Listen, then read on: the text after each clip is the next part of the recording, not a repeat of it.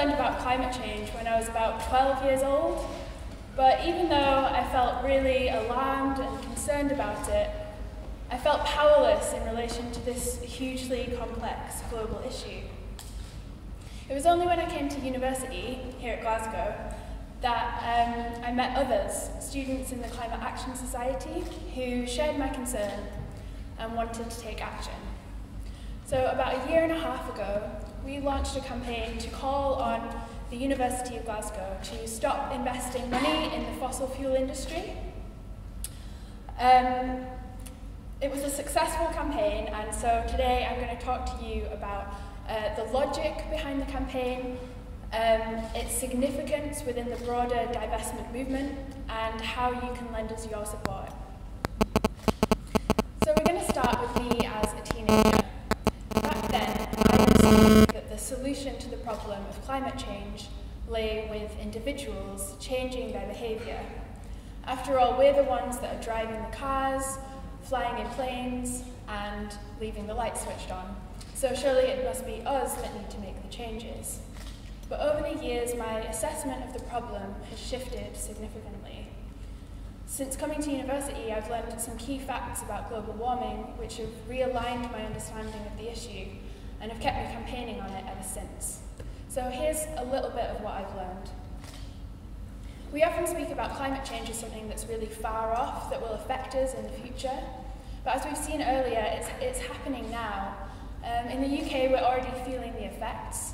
Last year, homes and livelihoods were destroyed by dramatic flooding in the south of England. Abroad, superstorms like Haiyan have wreaked untold devastation. Island nations are fighting rising sea levels, and parts of the United States are experiencing prolonged drought and water shortages. 2014 was the hottest calendar year ever recorded.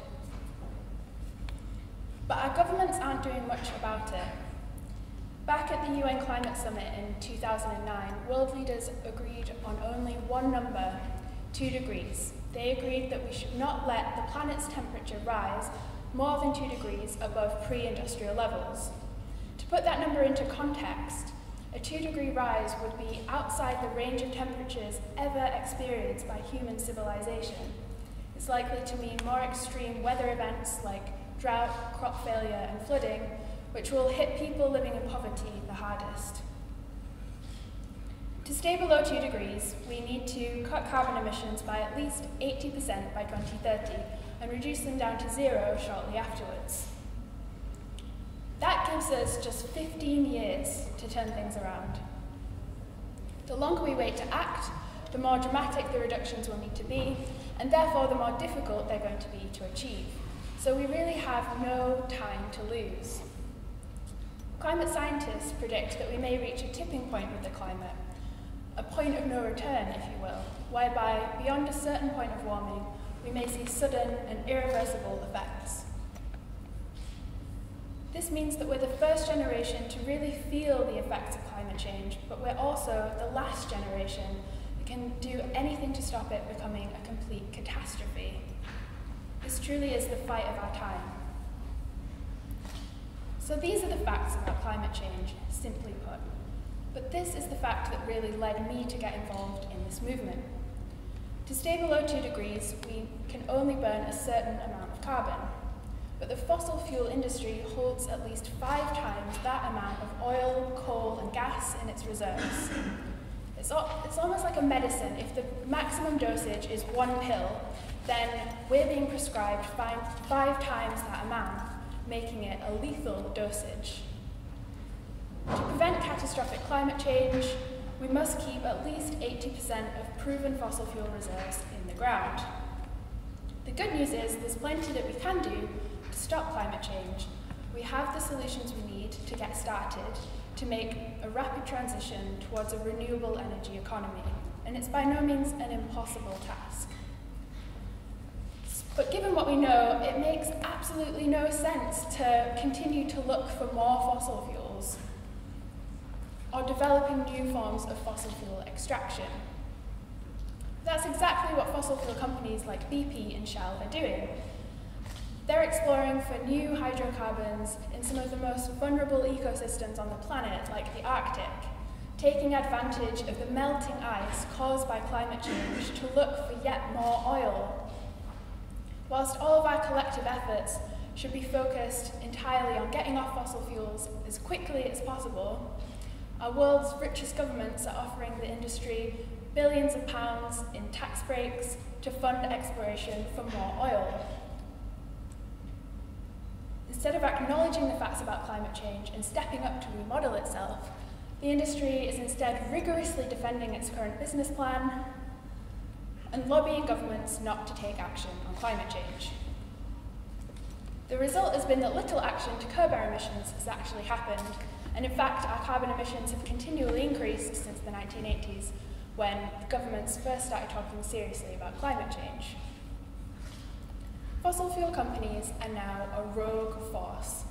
If they carry out their business plan and burn all the fossil fuels they hold in reserve, it will cause runaway climate change. Knowing this, it makes no sense for public institutions like our universities to fund the industry and lend it valuable credibility through their investments. So that's really what the Fossil Free campaign is all about. The logic is simple. If we want to tackle climate change, we need to take on the fossil fuel industry directly.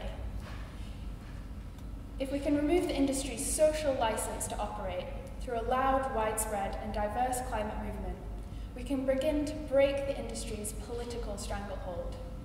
With its power weakened, we can begin to shift the paradigm of fossil fuel dependency and begin to enable space to develop just solutions to climate change. Now, I first heard about the Fossil Free campaign a few years ago when I was studying abroad at the University of Toronto. The campaign really took off in North America during the year that I was studying abroad there, but it hadn't yet come to the UK. So when I came back to Glasgow, I got together with my friends in the Climate Action Society, and we launched our campaign to call on the university to stop investing in fossil fuels. Back then, we were just a small group of undergraduates, but what we started has made waves far beyond this university. Students across the UK are now rising up to call on their institutions to stop investing in fossil fuels and to wind down their existing investments over 5 years. UK universities invest billions of pounds in fossil fuels, and we think it's time for that to change. Throughout history, from tobacco to apartheid, divestment movements have successfully lobbied for restrictive legislation. Now we're going to do the same for the climate. Already, the fossil fuel divestment movement is growing faster than any we've seen before in history. Just 1 year after we started our campaign at Glasgow, the university agreed to stop investing in fossil fuels, subject to assurance that it wouldn't damage returns on the university's investments. When Glasgow agreed to divest, it was the first university in Europe to do so, but it's since been followed by Chalmers University in Sweden and the University of Bedfordshire in England. And Glasgow is now one of 23 colleges and universities worldwide which have committed to divest.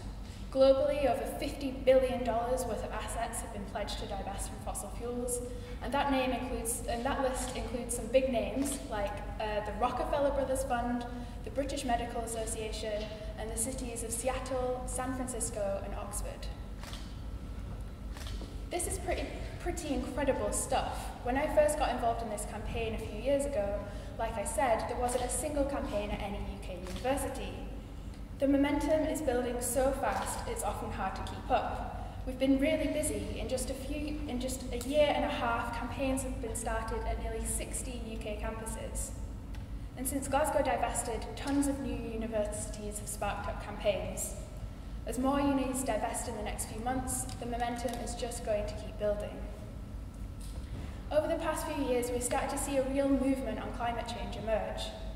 Last September, people around the world marched to call on world leaders for climate justice in the biggest climate mobilization that's ever happened. Just last month, we held our first ever Global Divestment Day, with hundreds of events happening over 6 continents to call for fossil fuel divestment. And I spent the day watching as images flooded in from students across the world, and I could see how our small campaign here at Glasgow fits into this broader global movement. But the fast-growing nature of the campaign has taken the fossil fuel industry by surprise, and it's provoked quite a backlash. Critics have painted the fossil-free campaign as naive and hypocritical. We all use fossil fuels every day, and we're dependent on them, so how can we campaign against them, they ask. To be clear, we're not suggesting that we need to immediately stop using fossil fuels, but rather the transition that we need away from fossil fuels is simply not going to be possible in a situation where wealthy corporate interests are free to lobby our governments and receive massive public subsidies in order to continue to unearth more and more of what's fueling the problem. No doubt, transitioning away from fossil fuels within the time frame that the science requires is going to require an unprecedented upheaval in the way we fuel and organise our society. But it also presents an opportunity.